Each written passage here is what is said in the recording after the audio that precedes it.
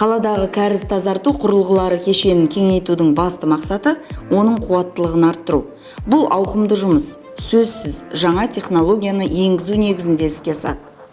Сараптамалық тәсілді талап ететін күрделі жұмыс деуге болады.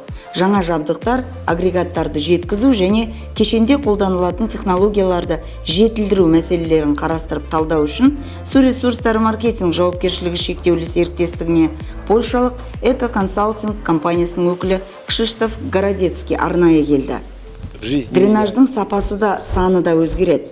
Қазір заманауи жабдықтар өте көп. Сондықтан бір жағынан біз осы қолданыстағы технологиялық тізбекті жетілдірсек деп отырмыз. Ал екінші жағынан тазарту қондырғыларының қуатын тәулігіне 200 мың текше метрге дейін арттыру жоспарланып отырғандықтан төртінші кезекті қосуымыз керек. Бұл дегеніміз жеке желі ретінде емес, қазіргі қуатымен бірге бір алгоритмде жұмыс істейміз. Дәл осы мәселені қазір біз талқылап жатырмыз, дейді сарапшы Кшиштоф Городецкий.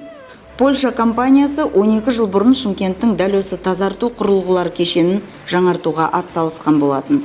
Қазіргі таңда оның жұмысын бақылап отырады. Яғни, қандай да бір ақаулар туындай қалса, поляк сарапшылары Шымкент кәсіпорнына онлайн режимде технологиялық қолдау көрсетеді. Өз кезегінде Су ресурстары маркетинг жауапкершілігі шектеулі серіктестігінің мамандары кез келген уақытта шетелдік кеңесшілерге жүгінеді, олардан кеңес алып отырады. Құрылғыларды пайдалану кезінде ағынды суды өңдеу, шөгіндіні өңдеу бойынша сұрақтар өте көп туындайды. Біз ол мәселелерді бірге талқылаймыз, тиісті шешімін бірлесіп табамыз. Өзара алмасқан көп жылдық тәжірибемізді ұтымды пайдаланып отырмыз деп айта аламын. Бұл жүйе маған ұнайды. Тәжірибемізді басқа да тазарту қондырғыларында қолдана аламыз. Сонымен, тазарту қондырғылары кешенінің қуаттылығы артқан кезде тәулігіне 200 мың текше метр кәріз суын қайта өңдеуге мүмкіндік туады.